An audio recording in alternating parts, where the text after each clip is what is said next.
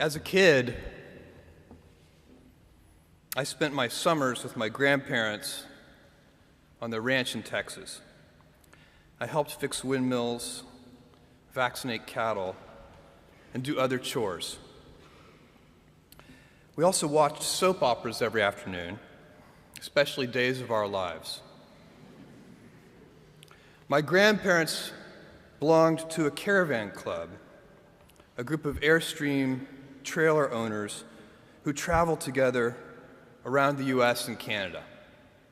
And every few summers, we'd join the caravan. We'd hitch up the Airstream to my grandfather's car, and off we'd go, in a line with 300 other Airstream adventurers. I loved and worshiped my grandparents, and I really looked forward to these trips. On one particular trip, I was about 10 years old. I was rolling around in the big bench seat in the back of the car. My grandfather was driving, and my grandmother had the passenger seat. She smoked throughout these trips, and I hated the smell.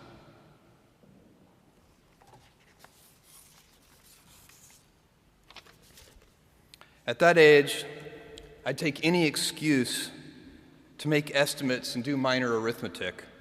I'd calculate our gas mileage, figure out useless statistics on things like grocery spending.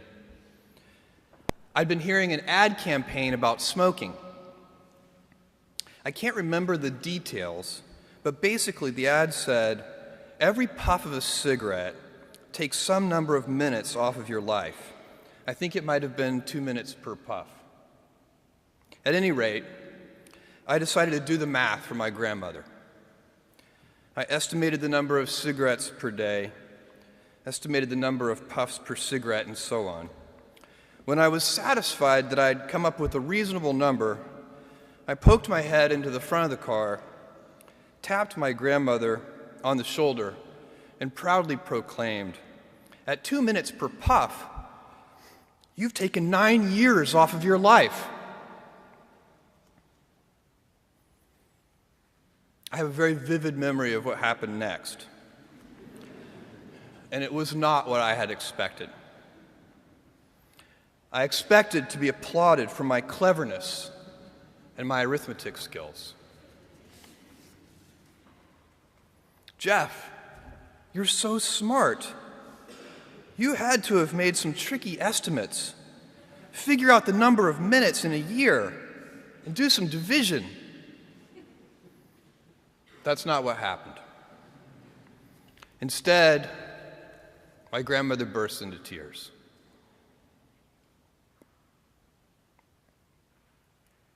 I sat in the back seat, didn't know what to do, while my grandmother was crying. My grandfather, who'd been driving in silence, pulled over onto the shoulder of the highway. He got out of the car and came around and opened my door and waited for me to follow. Was I in trouble? My grandfather was a highly intelligent, quiet man. He had never said a harsh word to me, and maybe this was to be the first time. Or maybe he would ask that I get back in the car and apologize to my grandmother.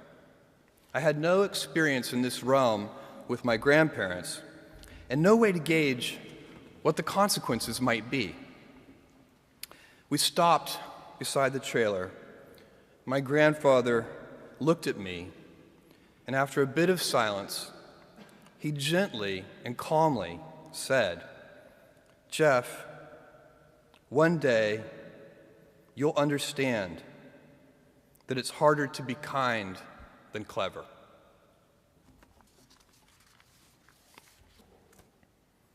What I want to talk to you about today is the difference between gifts and choices. Cleverness is a gift. Kindness is a choice. Gifts are easy. They're given, after all. Choices can be hard. You can seduce yourself with your gifts if you're not careful, and if you do, it'll probably be to the detriment of your choices. This is a group with many gifts. I'm sure one of your gifts is the gift of a smart and capable brain. I'm confident that's the case because admission is competitive. And if there weren't some signs that you're clever, the dean of admissions wouldn't have let you in. Your smarts will come in handy because you will travel in a land of marvels. We humans, plodding as we are, will astonish ourselves. We'll invent ways to generate clean energy, and a lot of it. Atom by atom, we'll assemble small machines that can enter cell walls and make repairs. This month comes the extraordinary but inevitable news that we've synthesized life. In the coming years, we'll not only synthesize it, but engineer it to specifications. I believe you'll even see us understand the human brain. Jules Verne, Mark Twain, Galileo, Newton, all the curious from the ages would have wanted to be alive, most of all, right now. As a civilization, we will have so many gifts, just as you as individuals have so many individual gifts as you sit before me. How will you use these gifts? And will you take pride in your gifts or pride in your choices? I got the idea to start Amazon 16 years ago. I came across the fact that web usage was growing at 2,300% per year. I had never seen or heard of anything that grew that fast. And the idea of building an online bookstore with millions of titles, something that simply couldn't exist in the physical world, was very exciting to me. I just turned 30 years old, and I'd been married for a year. I told my wife, Mackenzie, that I wanted to quit my job and go do this crazy thing that probably wouldn't work, since most startups don't, and I wasn't sure what would happen after that. Mackenzie, also a Princeton grad and sitting here in the second row, told me I should go for it. As a young boy, I'd been a garage inventor. I'd invented an automatic gate closer out of cement-filled tires, a solar cooker that didn't work very well out of an umbrella and aluminum foil, baking pan alarms to entrap my siblings. I'd always wanted to be an inventor, and she wanted me to follow my passion. I was working at a financial firm in New York City with a bunch of very smart people, and I had a brilliant boss I much admired. I went to my boss and told him I was going to start a company selling books on the internet. He took me on a long walk in Central Park, listened carefully to me, and finally said, "That sounds like a really good idea, but it would be an even better idea for someone who didn't already have a good job." That logic made some sense to me, and he convinced me to think about it for 48 hours before making a final decision.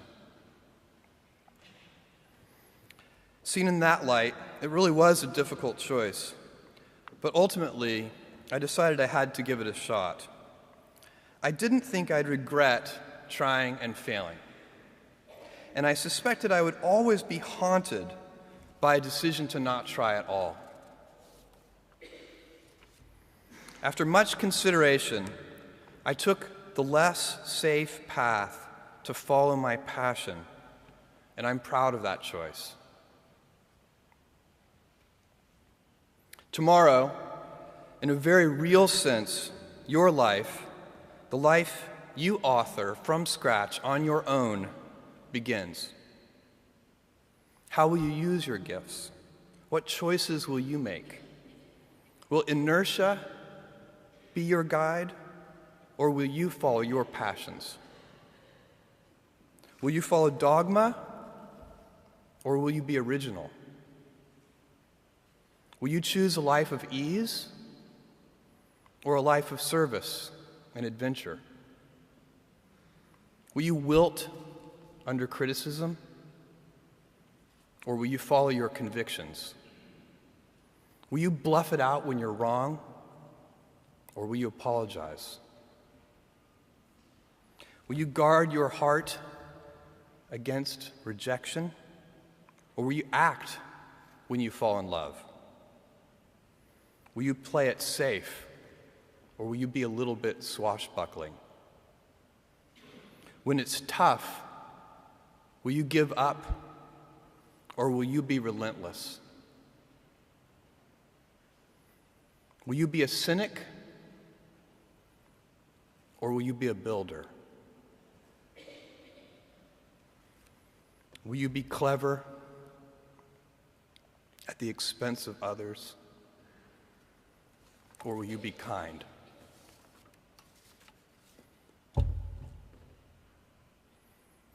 I will hazard a prediction. When you are 80 years old, and in a quiet moment of reflection, narrating for only yourself the most personal version of your life story, the telling that will be most compact and meaningful will be the series of choices you have made. In the end, we are our choices. Build yourself a great story. Thank you, and good luck.